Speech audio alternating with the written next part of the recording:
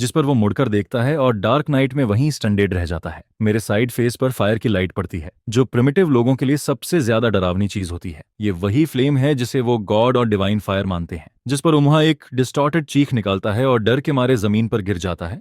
उसकी आवाज सुनकर एबनी और उमुला भी जाग जाते हैं, और जैसे ही वो दूर फ्लेम को देखते हैं, उनके चेहरे पर जिंदगी का सबसे बड़ा डर दिखाई देता है। वो सोचते हैं कि ये डिवाइन फायर है और येयान ने इसे स्काई से उतार दिया है, अब वो हमें मारने वाला है। जिस पर उनके दिमाग में ट्राइब की पुरानी लेजेंड्स फ्लैश होने लगती है और तीनों के चेहरे खराब हो जाते हैं। वो पैनिक में कहते हैं कि ये डिवाइन फायर है, हम सब मर जाएंगे, पूरा कॉस्ट सी ऑन मॉब फायर बन जाएगा, हर कोई मर जाएगा, हम तीनों भी मर जाएंगे। जिस पर डर के मारे उनका कंट्रोल भी खत्म हो जाता है। फिर मैं अपने हाथ में लाइटर की छोटी सी फ्लेम को देखता है और कैजुअली कहता है कि इसमें डाउट क्या है, ये तो बस एक छोटी सी फ्लेम है, इतना डरने की क्या जरूरत है।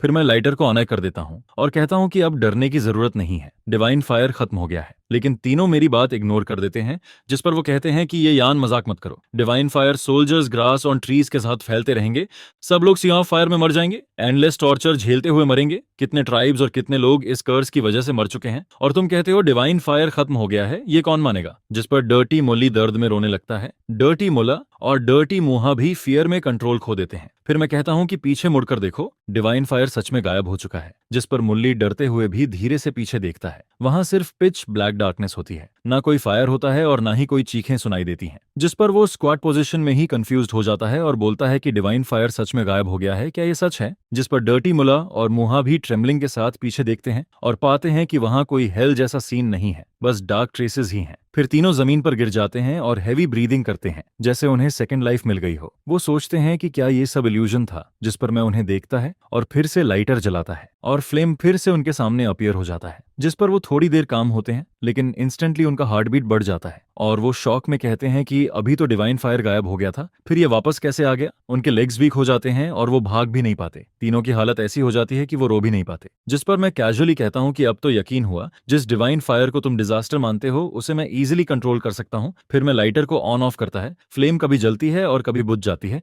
जिस पर तीनों बिल्कुल स्टन्ड रह जाते हैं। जिस पर डर्टी मूली शॉक्ड फेस के साथ कहता है कि तुम डिवाइन फायर को कंट्रोल कर सकते हो, ये कैसे पॉसिबल है, ये तो सिर्फ गॉड्स के पास होता है। जिस पर डर्टी मुहा डर के मारे सिर हिलाता है और कहता है कि ये इम्पॉसिबल है, बिल्कुल इम्पॉसिबल है, ये हो ही नहीं सकता, ये पॉसिबल ही नहीं है, कॉमन सेंस तक नहीं है। जिस पर डर्टी मुल्ला मेरे हाथ में जलती फ्लेम को घूरता है और आधी आंख भी खोलने की हिम्मत नहीं करता है। जिसे वो लोग वीक गॉड की डिवाइन फायर मानते हैं, वही एक्चुअली मेरे कंट्रोल में है। जिस पर जब तीनों शॉक में खड़े रहते हैं, मैं फिर से लाइटर जलाता हूँ, झुककर हुक फायर में फ्लेम लगा देता हूँ और फिर वो तीनों बस मुझे फिश ग्रिल करते हुए देखते रहते हैं। फिर जब ग्रिल्ड फिश रेडी हो जाती है, मैं ब्रांच को बाहर निकालता हूँ और उस बर्नट और ऑनिली ग्रिल्ड फिश को देखकर एक्साइटमेंट फील करता है। सिंस यहाँ आने के बाद से मैं सिर्फ सॉर जिंजर फ्रूट और वाइल्ड वेजिटेबल्स खा रहा था, जो निगलना भी मुश्किल था। जिस पर अब फाइनली ग्रिल्ड फिश खाने का मौका मिलता है और दिल में अलग ही फीलिंग आती है। लेकिन फिर भी ग्रिल्ड फिश थोड़ा प्लेन लगती है। जिस पर मैं दिन में मिले डर्टी जिंजर फ्रूट को स्क्वीज करके उसके ऊपर डालता हूँ, जिससे उसका टेस्ट और रिच हो जाता है और फिर मैं बड़े मजे से उसे खाने लगता हूँ। जिस पर साइड में खड़े तीनों प्रिमिटिव लोग उसकी फ्रेग्रेंस सूंघते हैं और बिल्कुल स्टंडेड रह जाते हैं। वो सोचते हैं कि ये क्या कर रहा है, हमारी वीक डिवाइन फायर का यूज करके फिश को रोस्ट कर रहा है और ये कैसी स्मेल आ रही है। जिस पर एबनी उमुला मेरी हाथ की फिश को देखता है,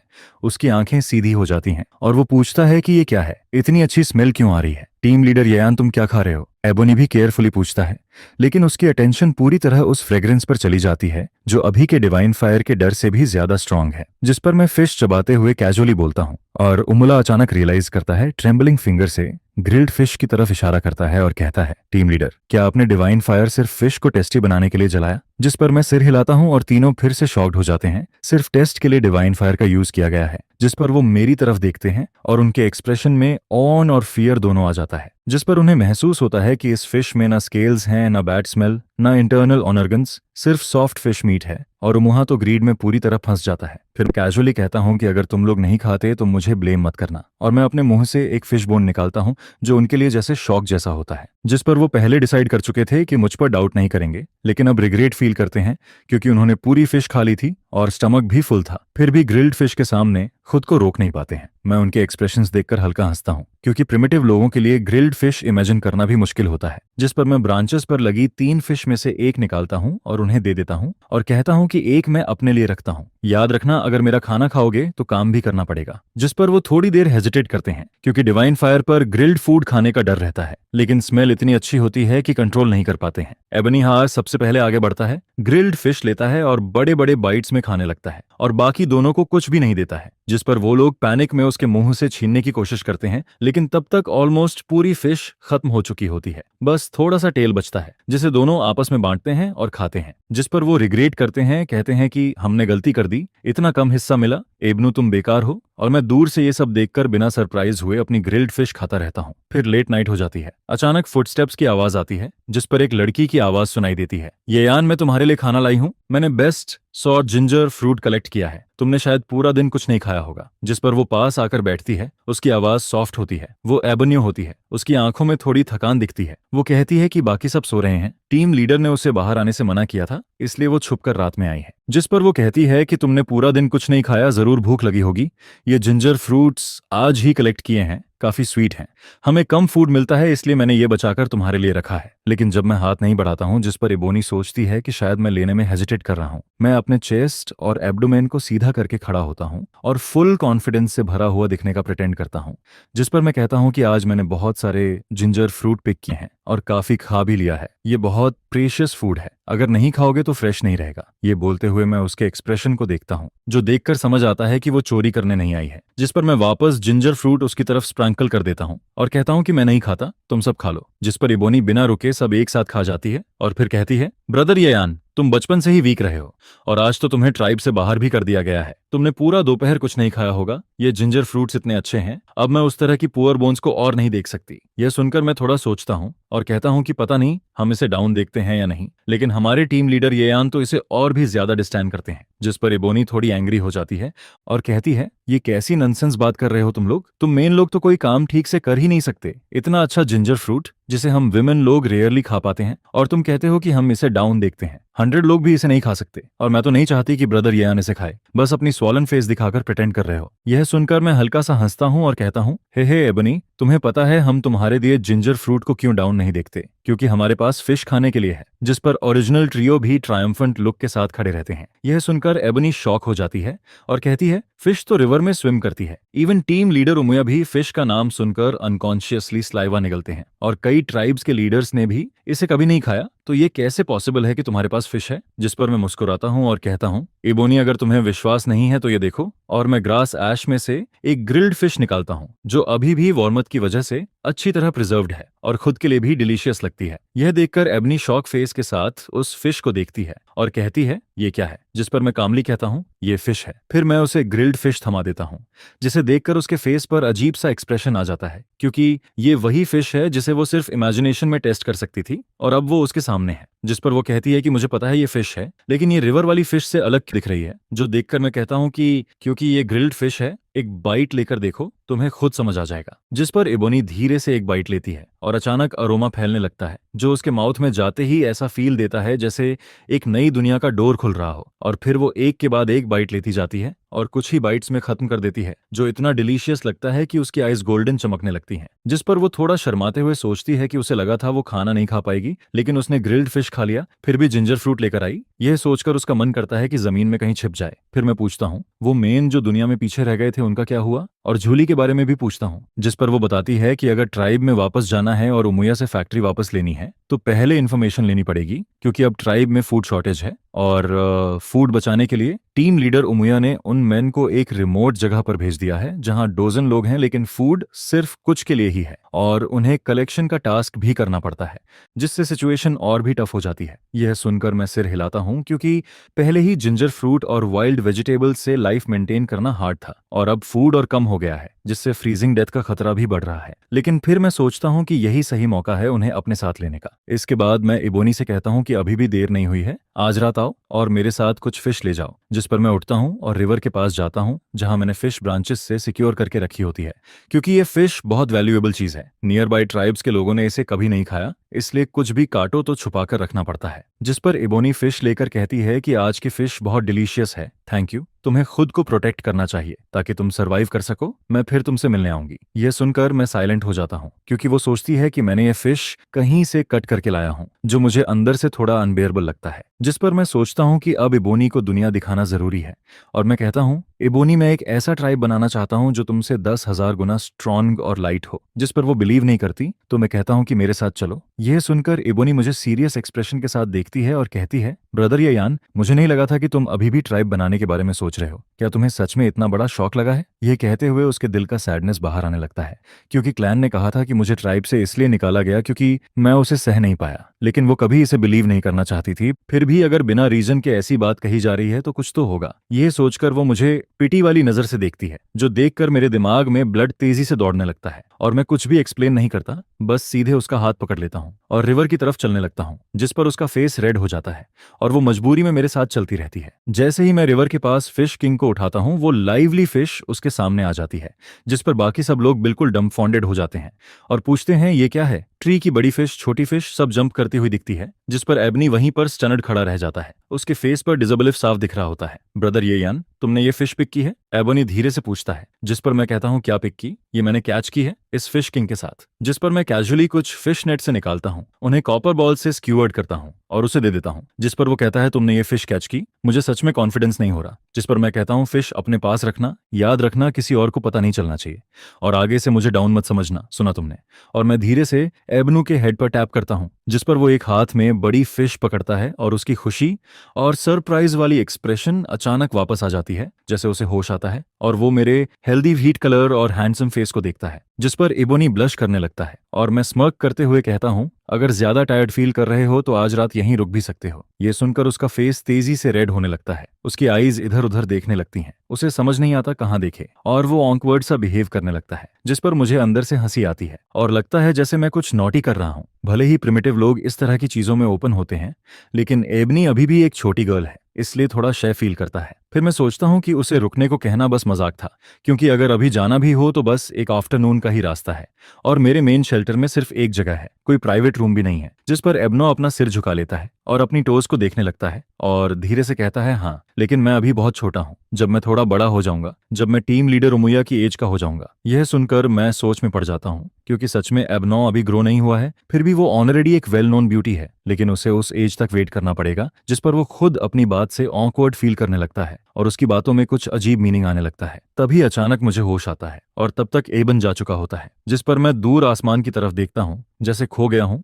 फिर तुरंत ओरिजिनल ट्रायो को हाउस बनाने का ऑर्डर देता हूँ, क्योंकि अब मुझसे वेट नहीं होता, बिल्कुल भी वेट नहीं होता, और मैं जल्दी से चेस शॉप में जाकर सो जाता हूँ। अगले दिन ट्राइब के साउथ वेस्ट में फ्रीजिंग स्नो के बीच येलो फेस वाले मैन चुप रहते हैं, एक वर्ड बोलने की भी ताकत नहीं होती, और वहां का एनवायरनमेंट डार्क, डैम्प और कोल्ड होता है। जो लोग कल मेरे साथ नहीं आए थे, वही लोग अब डेड स्किन और टायर्ड फेस के साथ खड़े रहते हैं, जिस पर उन्हें कलेक्शन टास्क भी करना पड़ता है, और उनका फूड भी हाफ कर दिया गया है। जिस पर उनमें से एक आदमी जो क्रॉस लेग्ड प्रैक्टिस कर रहा होता है, वो पेन में आवाज निकालता है, एबनी, एबनी, वो पागल हो गया है। यह सुनकर बाकी लोग उसे हिलाने की कोशिश करते हैं, जिस पर वो आदमी अचानक आइज खोलता है। उसकी आइज ब्लड शॉट होती हैं, वो तेज सांस लेता है, स्वेट से भीगा हुआ होता है और ऑलमोस्ट मर ही जाता है। यह देखकर एबनू डर जाता है, क्योंकि अगर वो न्यू गॉड में वापस चेंज नहीं करता तो वो भी बाकी कल्टीवेटर्स की तरह मर जाता, और वो कहता है, हम मेन लोग विमेन जितने अच्छे नहीं हैं, हम उतनी फास्ट कल्चरेशन नहीं कर सकते, इतने टाइम से प्रैक्टिस कर रहे हैं, फिर भी उतना रिजल्ट नहीं मिलता जितना उन्हें एक दिन में मिल जाता है। यह सुनकर आसपास के मेन गुस्से में बोलते हैं, इतने लोग मर चुके हैं, फिर भी तुम्हें समझ नहीं आता,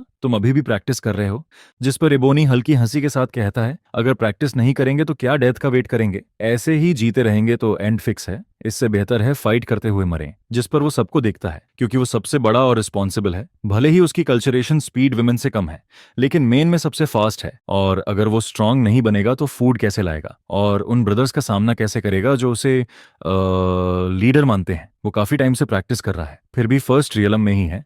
उसकी स्ट्रेंथ और वाइटलिटी थोड़ी बढ़ी है, लेकिन ट्राइब की ऑलमोस्ट सारी विमेन सेकंड और थर्ड रियलम में है, और एक हाथ से भी मेन को हरा सकती हैं। टीम लीडर उमया तो फोर्थ रियलम में है, एंड इवन छोटी एबनी भी उससे आगे है। जिस पर इबोनी अपने हाथ को एक्साइटमेंट में हिलाता है और कहता है, क्यों हम सब ह्यूमन हैं, फिर भी मेन को इतना स्ट्रगल करना पड़ता है। चलो अब टाइम हो गया है, आज के कलेक्शन मिशन के लिए निकलते हैं। जिस पर वो अपनी टायर्ड बॉडी को ड्रैग करता हुआ केव स्कूल की तरफ चलता है, और बाकी लोग कहते हैं, अगर ऐसा ही चलता रहा तो हम ज्यादा दिन नहीं जी पाएंगे, बस टाइम की बात है, लेकिन हम क्या कर सकते हैं, इसके अलावा कोई रास्ता नहीं है। फिर वो कहते हैं, काश कोई गॉड हमारे पास फूड लेकर आए और कहे कि बस उसे फॉलो करो और कभी फूड की चिंता नहीं करनी पड़ेगी, जिस पर सब लोग वीक स्माइल करते हैं और कहते हैं शायद ये पॉसिबल नहीं है। तभी अचानक कोई आवाज आती है, अरे अरे देखो कौन आया है, नोबल और ऑलमाइटी येयान पैट्रियार्क की पावर से। ये उमुहा अंकल तुम्हारे लिए फूड लेकर आया है। जिस पर केव के बाहर सनलाइट में अनसरी में एक स्माइलिंग एबनी खड़ा होता है, जिसके एक हाथ में फिश होती है और दूसरे हाथ में भी फिश होती है। उसका राइट हैंड डोर पर खड़ा रहता है और यह देखते ही सब लोग जैसे एकदम से शॉक और कंफ्यूजन में चले जाते हैं, जिस पर पूरा माहौल ही थोड़ा ब्लैंक सा लगने लगता है। तभी उमुहा आता है और सबकी नजर अचानक से इबोनी पर टिक जाती है, जिसका फेस चमक रहा है और बॉडी भी काफी स्ट्रांग और वेल बिल्ट लगती है, जिसे देखकर सबके चेहरे पर डिसबिलीव और डाउट साफ दिखाई देता है। जिस पर सब पूछते हैं, उमुहा तुम और एबनॉय तो उमुला छोड़कर गए थे ना, क्या तुम्हें ट्राइब से निकाल दिया गया था? फिर तुम इतने अच्छे कैसे दिख रहे हो? क्या तुम्हें कोई अच्छा ट्राइब मिल गया? यह सुनकर सब लोग उसके आसपास इकट्ठा हो जाते हैं, जिनके चेहरों पर जेलसी और क्यूरियोसिटी दोनों साफ झल रही होती है और उनके दिमाग में सिर्फ एक ही बात चल रही होती है कि उमुहा को कोई अच्छा ट्राइब मिल गया है। जिस पर उमुहा थोड़ा एटीट्यूड में कहता है, हम सिर्फ अच्छा ट्राइब नहीं बल्कि दुनिया का बेस्ट ट्राइब एंड ट्राइब है। और यह बोलते हुए वह प्राउडली मुस्कुराता है और फिर आगे कहता है, और वो ट्राइब तुम्हें भी एक्सेप्ट करने को रेडी है, मैं यहाँ उसी के लिए आया हूँ। यह सुनकर सबकी आंखें चमकने लगती हैं और वे एक्साइटेड होकर पूछते हैं, सच में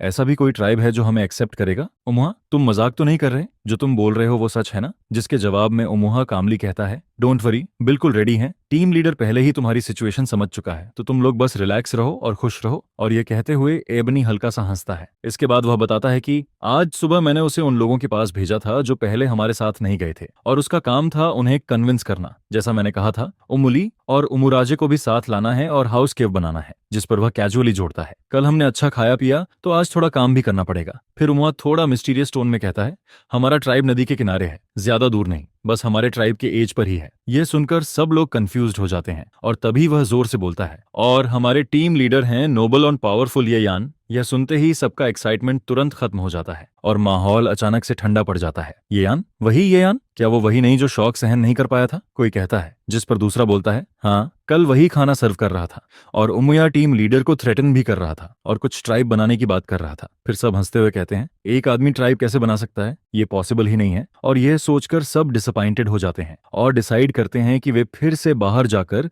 रिसोर्सेज कलेक्ट करेंगे। जिस पर उमुहा हल्की मुस्कान के साथ कहता है, तुम लोग बिलीव नहीं करते, लेकिन टीम लीडर येयान ने मुझे खाना लेकर आने को कहा है। अगर खाना चाहिए तो तुम्हें उसके ट्राइब में ज्वाइन करना होगा। और यह कहते हुए वह अपने होंठों को थोड़ा ऊपर उठाता है। जिस पर कोई बोलता है, कल तुम लोग सिर्फ 4 थे, 4 लोग क्या ही कर लेंगे? अगर तुम जिंजर फ्रूट और वाइल्ड वेजिटेबल्स भी लाओ तो भी कुछ खास नहीं होगा। यह सुनकर सब एक दूसरे को देखते रहते हैं। तभी अचानक उमुहा कहता है, रुको, ये देखो, ये फिश है। और यह बोलते हुए वह अपने हाथ में पकड़ी हुई चीज दिखाता है, जिसकी लंबाई उसके दोनों फोरआर्म्स जितनी होती है, जिसे देखकर सब हैरान रह जाते हैं, क्योंकि बचपन में उन्होंने सिर्फ छोटी सी फ्राई देखी थी जो मुश्किल से उंगली जितनी होती थी, लेकिन उसका टेस्ट सबसे बेस्ट था जो उन्होंने कभी खाया था। ऐसे में इतनी बड़ी फिश देखकर सबके दिमाग में डिसबिलीफ छा जाता है। कोई कहता है, ये कैसे पॉसिबल है? क्या टीम लीडर ने सच में ये खाया होगा? जिस पर कुछ लोग कहते हैं, उमुहा ये यान के साथ फिश पकड़ने गया था, ये मजाक है क्या? और सब उसी डायरेक्शन में देखते रहते हैं जहां उमुहा इशारा कर रहा होता है। उमुहा के हाथ में वो बड़ी फिश अभी भी लटकी रहती है, जिसकी बॉडी रूट्स और वाइनस में फंसी हुई होती है, और उसका साइज देखकर सब कंप्लीटली शॉक्ड हो जाते हैं। ये सच में फिश है? ये कैसी फिश है? वे हैरानी से कहते हैं। कई दिनों से प्रॉपरली कुछ न खाने वाले लोग बस उन 2 बड़ी फिशेस को घूरते रहते हैं और उनके गले में पानी अपने आप भरने लगता है। सच में ये फिश है? एबनियो सच में फिश पकड़ सकता है? ये कैसे पॉसिबल है? सब हैरानी से सांस लेते हुए कहते हैं, ये खाना है, ये सच में खाना है। कुछ आदमी एक्साइटेड होकर कहते हैं और उनकी आंखों में हंगर साफ दिखती है, जिस पर वे अचानक से तेजी से आगे बढ़ते हैं, जैसे भेड़िए अपने शिकार पर टूट पड़ते हैं और सीधा उन बड़ी फिशेस की तरफ दौड़ लगाते हैं।